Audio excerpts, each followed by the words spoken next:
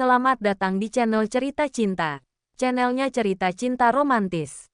Disclaimer, cerita ini hanya fiktif. Jika ada kesamaan tokoh, tempat dan cerita, itu hanya kebetulan semata. Tidak ada unsur kesengajaan. Sebelum lanjut jangan lupa like dan subscribe dulu. Suamiku dilamar janda kaya. Bagian ke-15. Prahara di rumah sakit. Ning, aku bawa pulang Nada dan Rara. Ya. Kasihan mereka ikut nungguin bulik di sini.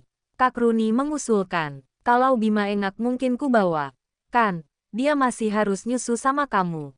Lanjutnya lagi seraya menyerahkan Bima kepadaku. Kami berada di depan ruang operasi. Iya, Kak, maaf. Aku ngerepotin kakak banget. Sahutku merasa tak enak. Ku kencangkan kain gendongan Bima di bahuku. Enggak apa-apa, namanya juga kamu lagi kesusahan. Oh, iya. Ini sedikit. Peganglah. Kak Runi menyelipkan selembar uang kertas ke genggamanku. Enggak usah, Kak. Aku merasa semakin enggak enak sama kakak. Ambillah. Beli diapres buat Bima biar kamu gak repot. Beli makan malam buat Paklik dan kamu. Kamu harus makan. Ning. Ingat. Kamu itu lagi menyusui. Udah. Aku pulang. Ya. Nada. Rara. Ayo. Ikut tante. Nak. Kak Runi memanggil kedua putriku. Nada dan Rara yang duduk di kursi panjang bersama bapak, segera menghampiri kami. Mereka menatapku lama, seolah masih ragu. Pergilah. Nak, ikut Tante Runi. Ya, jangan nakal, titahku lembut. Mama enggak akan ninggalin kita. Kan, Ma? Tanya Rara memeluk pinggangku. Enggak, dong. Sayang, Mama di sini nungguin nenek. Nanti kalau nenek udah selesai operasi, Mama pulang kok. Sementara, kalian tinggal di kosan Tante Runi. Nanti kalau nenek udah sembuh, kita tinggal di restoran tadi. Kalian yang sabar. Ya. Baik, Ma, kami pulang. Ning, Kak Runi menggandeng kedua anakku. Di kiri dan kanan. Tak lama mereka hilang dari pandangan. Entah mengapa hatiku tiba-tiba resah. Entah apa lagi sebabnya. Aku tak paham. Sewal Nada dan Rara akan pergi jauh. Aku merasa ruang hatiku ada yang kosong. Kenapa? Mereka tak akan kemana-mana. Mereka akan baik-baik saja. Aku menghibur hati. Aku mendekati bapak di kursi panjang. Kuhenyakkan tubuhku di sana. Seraya membuka dua buah kancing bluesku bagian atas. Bima sepertinya kehausan. Segera kutempelkan mulutnya di dadaku. Kututup dengan ujung kain panjang penggendongnya. Mulut mungilnya dengan rakus menghisap asiku. Berapa lama lagi operasinya? Nduk, tanya bapak di sampingku. Mungkin sebentar lagi, Pak. Sabar. Ya, kalau bapak lelah, baring aja di situ. Naikkan kakinya, aku mengusulkan. Bapak sedih. Ning, bapak datang ke sini malah nyusahin kamu. Itu tadi Bu Ajeng. Kenapa bilang sudah bayari rumah sakit ini? Lah suamimu udah bayar juga. Maksudnya piye? Bapak War mudeng. Dek, jantungku tiba-tiba berdegup kencang. Apa yang harus aku jelaskan pada bapak sekarang? Kalau aku jujur, akan berat resikonya. Bagaimana kalau bapak kaget? Lalu pingsan juga seperti ibu. Lalu dokter nyuruh operasi lagi. Wah, gawat. Tak mungkin aku minta bantuan Bu Ajeng lagi. Untuk yang sekarang saja entah berapa tahun nanti aku baru bisa mengembalikannya. Konon lagi ditambah pengobatan bapak. Tidak. Bapak tidak boleh tahu yang sebenarnya. Nduk, coba kowe jujur karo bapak. Sebetulnya ibumu itu pingsan itu karena apa? Apa kowe paham? Nduk. Aku terkesiap. Benar kata bapak. Kenapa aku tidak menyelidiki? Apa penyebab ibu tiba-tiba drop saat di depan restoran tadi? Ku coba mengingat ulangan kejadian di sana tadi. Mas Sigit memaksaku pulang. Bab tiba-tiba masuk ke dalam. Nada dan Rara langsung memeluknya. Lalu bapak bilang ibu ada di depan. Astaga, jangan-jangan si bawel Rara sudah menceritakan perangai ayahnya kepada ibu. Ibu kaget. Lalu hendak menanyakan langsung padaku. Dia turun dari mobil lalu jatuh dan pingsan. Itu artinya. Bapak, lirihku menoleh ke arah bapak. Pria sepuh itu menatapku dengan tatapan yang sulit kupahami. Yang jelas kulihat adalah banyak kristal bening di mata tuanya.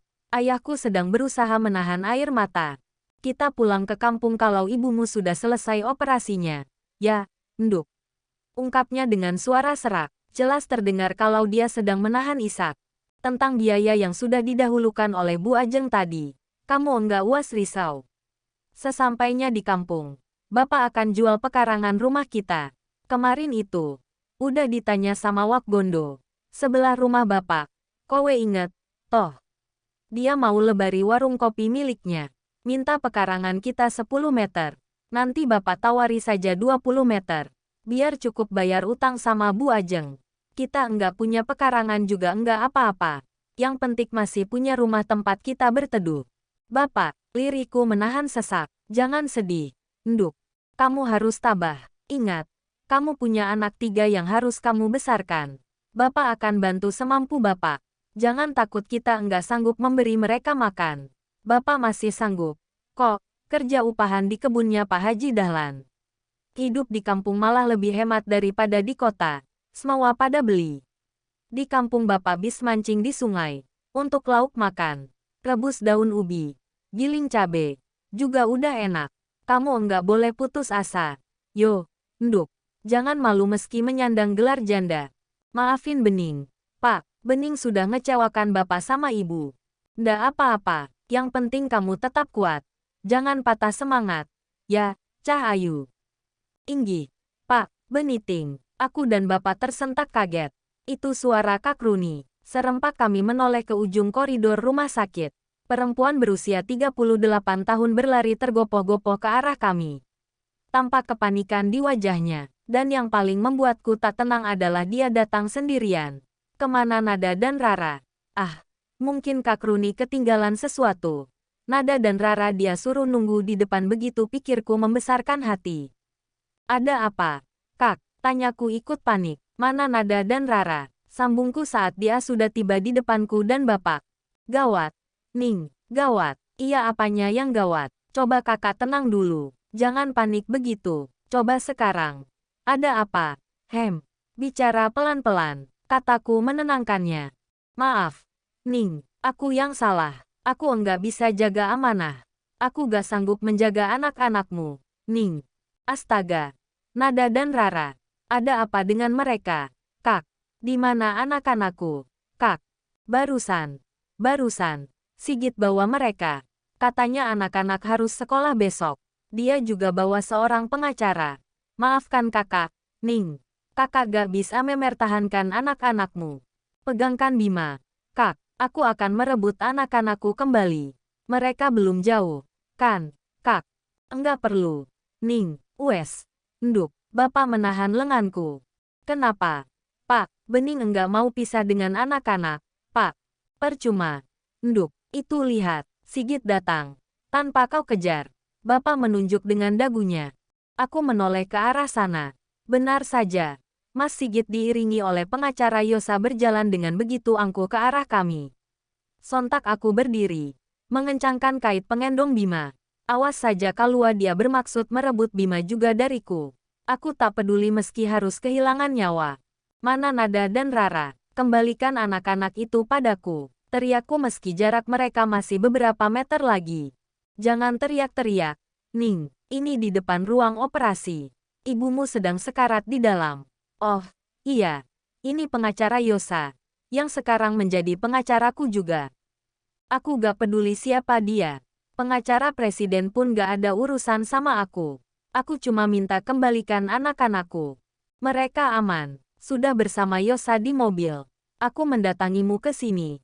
Hanya untuk memberitahu bahwa aku Nada dan Rara aku ambil. Alasanku karena mereka sekolah. Kalau Bima, kuizinkan masih ikut denganmu. Karena dia masih menyusu. Itu pun bukan selamanya. Jadi jangan harap kau bisa memiliki dia selamanya. Apa maksudmu? Mas, aku beri kau kesempatan seminggu ini untuk berpikir. Jika kau masih tetap kekeh ingin membawa anak-anak bersamamu, aku akan talak kau. Kita berpisah. Bening, silahkan jadi janda seumur hidupmu seperti kakakmu itu. Ancam Mas Sigit melirik sinis ke arah Kak Nuri. Kenapa menunggu seminggu? Kenapa tidak sekarang saja? Di hadapan Bapak, di hadapan Kak Runi, di hadapan pengacara calon istrimu ini. Talak aku sekarang, Mas. Tolong langsung saja talak 3. Tantangku sedikit pun tak gentar. Aku bisa saja melakukannya, cuma aku masih punya hati. Karena aku takut kau akan mati berdiri bila aku talak kau sekarang. Bening. Aku enggak enak sama Bapak. Kilah pria licik itu. Kali ini melirik Bapak. Plak. Semua terpana. Bapakku yang terlihat begitu lemah dan lemas. Tiba-tiba spontan bangun dan langsung menamparkan pipi kanan Mas Sigit. Begini caramu memperlakukan putriku. Kau pikir dia ini apa? Barang. Kalau kau memang tak mau lagi sama dia dan tetap nekat menikahi perempuan itu, jatuhkan saja talakmu sekarang. Tak perlu kau hina-hina seperti itu. Tak perlu kau kaitkan denganku. Paham? Wah, Bapak punya nyali juga. Ya, menamparku. Mas Sigit terkekeh kecil seraya memegangi pipinya yang memerah. Padahal aku sangat menghargai Bapak. Bapak kok, malah. Enggak usah hargai aku. Setelah Bapak langsung memotong kalimat Mas Sigit. Pulangkan saja anakku. Jika memang itu yang terbaik menurutmu. Aku juga enggak mau memaksa Bening bertahan jadi istrimu. Kasihan dia. Sejak jadi istrimu, anakku jadi kurus kering tinggal kulit membungkus tulang. Aku akan bawa Bening balik kampung. Bening masih muda, masih 24 tahun. Masih panjang perjalanan hidupnya. Sambung Bapak terlihat sangat tegar. Masalahnya, jika aku jatuhkan talak kepada Bening, putri Bapak ini bisa gila. Pak. Karena aku akan bawa perkara ini ke sidang pengadilan. Aku akan lakukan apa saja untuk mendapatkan hak asuh atas anak-anakku. Bapak tahu, kan, dengan uang kita bisa lakukan apa saja. Dengan uang calon istri baru saya itu, saya akan merebut hak asuh atas semua anak-anak. Pikirkan itu. Permisi, mari. Pak. Mas Sigit langsung pergi diikuti oleh pengacaranya. Bapak terduduk kembali di kursi panjang. Aku juga termangu diam. Kak Runi meraih Bima dari gendonganku. Dia tahu aku sedang sangat lelah. Sabar. Ning, ikhlaskan Nada dan Rara ikut si Berengs Asteriska itu untuk sementara. Bapak akan pikirkan cara merebut mereka kembali. Bila memang harus menggunakan pengacara, Bapak akan jual rumah kita satu-satunya di kampung itu. Untuk membayarnya. Gumam Bapak terlihat sangat marah, namun putus asa. Enggak usah, Pak. Bening yakin.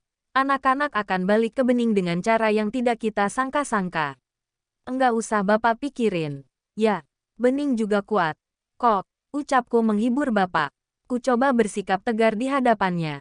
Aku tak mau dia merasa lebih terluka jika melihat aku terluka. Petik 2. Bersambung.